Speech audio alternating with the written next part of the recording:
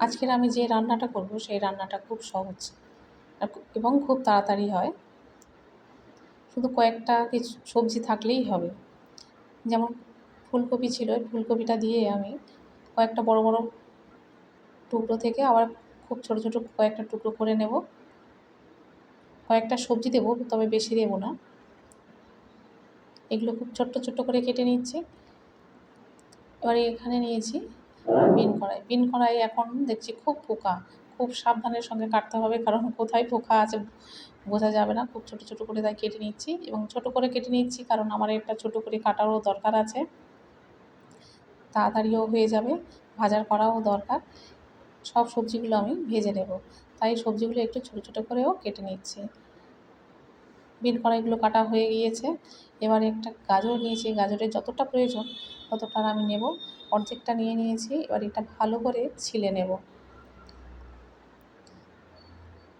গাজরটা ছেলা হয়ে গেছে, এবার গোল গোল করে কেটে তারপর সরু সরু করে নেব, তাহলে তাড়াতাড়ি ভাজাও হয়ে যাবে। এবার আমার ছেলে, তারও চাই, ও সবজি কাটবে, আমি কাটতে দিইনি, তা যেগুলো কাটছি সেইগুলো ও নিয়ে নিচ্ছে।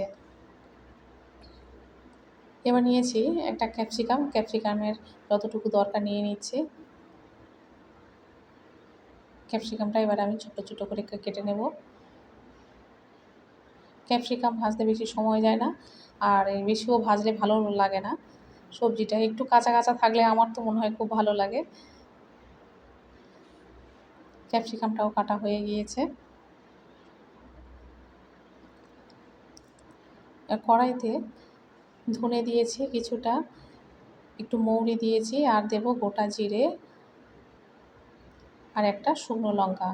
এই মশলাটা একটু ভালো করে গরম করে নিয়ে এটা পেস্ট বানাবো, সেই জন্য বেশি ভাজবো না, একটু গরম করে নেব। এটা হয়ে গিয়েছে, তুলে নিয়েছি। এবার এটাকে ভালো করে পেস্ট করতে হবে। যে মশলাগুলো ভেজেছিলাম সেগুলো দিয়ে দিলাম।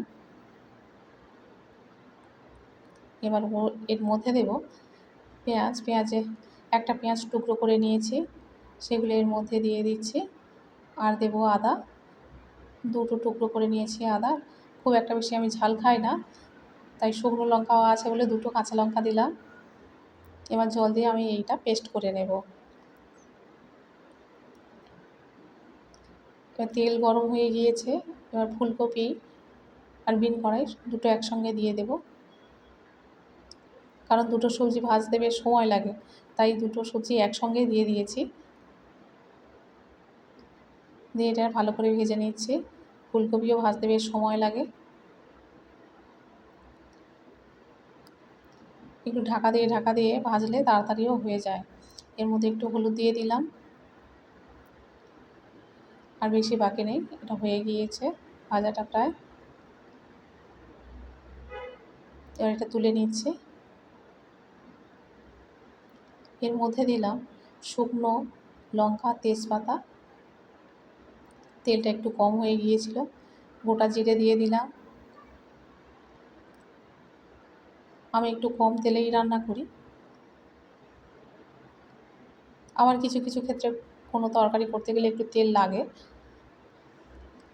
এবার এর মধ্যে দিয়ে দিলাম ক্যাপসিকাম আর গাজর, এই দুটো একসঙ্গে একটু ভাজা করে নিয়েছি। এর মধ্যে দিলাম ভেজে রাখা বরবটি আর বিন কড়াই আর ফুলকপি দিয়ে দিলাম।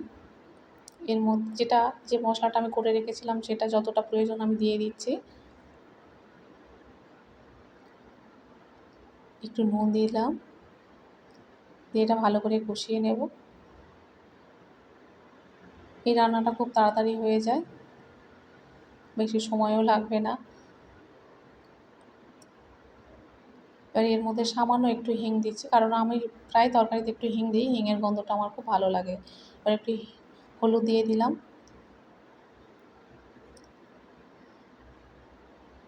এর মধ্যে আবার জল দিয়ে দিলাম, মশলাটা কষা হয়ে গিয়েছিল, জল দিয়ে দিলাম। একটা ডিম ভালো করে ফেটিয়ে নেব। যেহেতু সবজিগুলো ভাজা, বেশি সময় লাগবে না, সামান্য একটু জল দিলে মশলা দেওয়া তো ভালো লাগবে, তরকারিটা খুব সুন্দর লাগবে।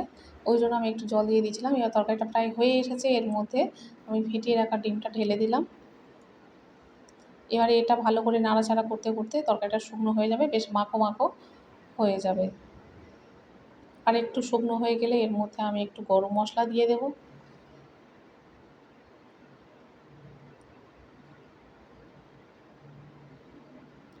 এবার এর মধ্যে সামান্য একটু গরম মশলা দিয়ে দিলাম।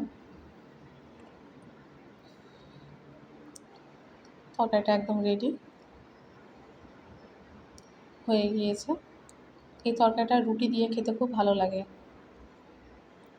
যেহেতু আমি বাইরে ছিলাম, এসে দেখছি কী করবো এই ভেবে ভেবে যাই হোক যা সবজি ছিল তাই দিয়ে করেছি। এটা আমি করি, তবে সবসময় একই রকম সবজি থাকে না। তরকারিটা কেমন হয়েছে আপনারা বলবেন। আমি অর্চনা, আপনারা দেখছেন মাইসেলফ দীপ্তেন্দ্র। ভিডিওটা যদি ভালো লেগে থাকে তাহলে অবশ্যই করে লাইক, শেয়ার, কমেন্ট এবং সাবস্ক্রাইব করবেন। দেখা হবে আবার পরের ভিডিওতে।